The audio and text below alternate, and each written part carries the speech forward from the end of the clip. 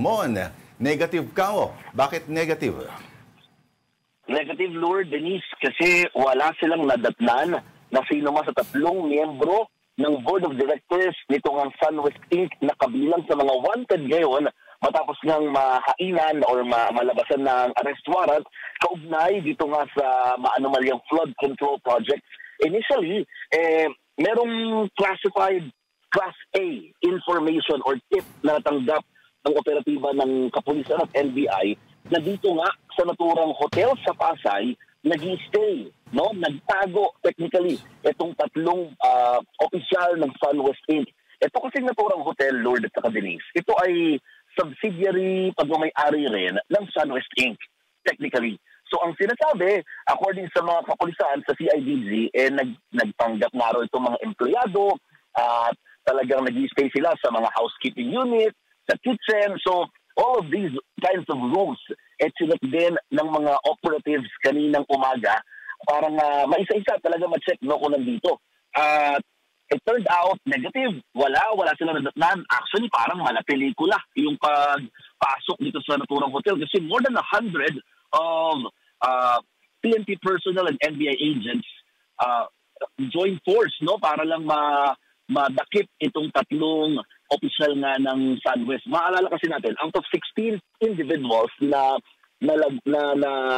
nagkaroon ng arrest warrant, 9 na ngayon ang nasa custody ng pamahalaan. Yung sa 9 na yon, wala pa ng isang any official ng SunWest, no? So still at large yung 5 or actually 6 kasama nga si dating ako Bicol Party List Representative Daldico, no? And isa tauhan naman ng DPWH. So they're still at large. So ang sinasabi ng PNP kasi we ask, paano nakalusot? At paano kumbaga nakakapanghinayang yung dami ng puwersa nila. So hindi nila alam, baka daw maaari daw nakapunta sa iba pang mga properties ng SunWest itong 3 opisyal nila or may nakapag-leak no na sila ay patungo nga dito kasi ang sinasabi din nila, ilan din sa mga nagbibigay daw ng tip sa mga operatiba ngayon ay mga civilian na rin, no? Talagang gusto raw talaga mapanagot yung mga sangkot di umano sa katiwalian o korupsyon. So kaya nga babalarin nila dito, Lord and Denise, sa mga maaaring nagkakanlong o nagtatago ng mga naturang wanted individuals, may pananagutan din kayo sa batas. Kapag sa inyo nahuli or sa property nyo nahuli itong mga naturang wanted officials. And we also ask, no? So kung mayroon ba mga nakikipag-ugnayan sa kanila, most likely baka may lawyers or someone dahil nga sa show of force na pinakita nila kanina umaga. Meron naman daw pero hindi na sila nagbigay pa ng detailed information regarding this one, if ano ba ang plano, if magkakaroon ba ng surrender. Pero may mga feelers daw technically dito sa 3 binabanggit natin ng mga officials ng SunWest. Lord. Alam mo, Mon, sa dami nila, kahit sabihin mong walang mag-tip off, a mile away, kitang-kita mo na may aaresto sa inyo, no?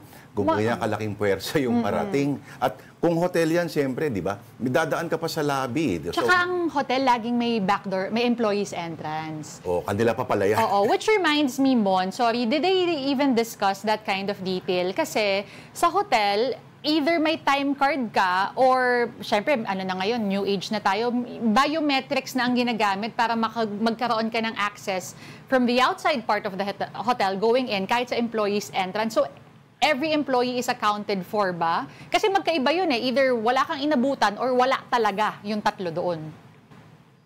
Oo, wala talaga. Wala talaga sila inabutan na dito sa hotel. Actually, kaya ganun karami when we ask bakit naman parang diba? Malapit sila. Parang gera, no? No, hindi naman daw overkill yung ginawa nila. Though 3 nga lang talaga yung pinaka-arrestuin. Ang explanation ng CIDG PNP kanina to us is para nga simultaneous ma-check yung bawat floors. Nagkaroon pa ng konting commotion kanina dahil nga siyempre ang inisip ng management ng hotel is their guests technically na mama-alarma, mamubulabog dito sa pagsugod at paghalughog ng mga operatiba. So, in-explain nila that they have an arrest warrant at saka nandun nga yung tip na nasa hotel. So, nagkaroon ng visual search even sa lahat ng rooms, technically. So, kaya ganun karami is para talagang per floor merong pupunta. even the kitchen, even the housekeeping unit rooms, lahat yun ay pinasok talaga ng mga operatiba ng NBI and ng PNP. So, they check visual search yung ginawa nila kasi nga, syempre yung mga rooms, no? So, negative. Wala talaga silang nandoon na nakita na nagtutugma doon sa kanilang hinahanap na tatlo. Pinangalanan din nila itong tatlo na mga may arrest warrant at mga board of directors ng SunWest. These are Consuelo Aldon, Anthony Ngo, and Noel Cao. Again, these three are SunWest board of directors and part of those individuals who have pending warrant of arrest for malversation of public funds, through falsification of public documents, and other cases pa. Lord. Yes. Maraming salamat sa iyong ulat, Mon Gualvez. Mamaya abang-abang lang po in case may mga further developments pa. Si Mon Gualvez po ang nag-uulat mula sa syudad ng Pasay, dyan po sa tapat ng Maidas Hotel.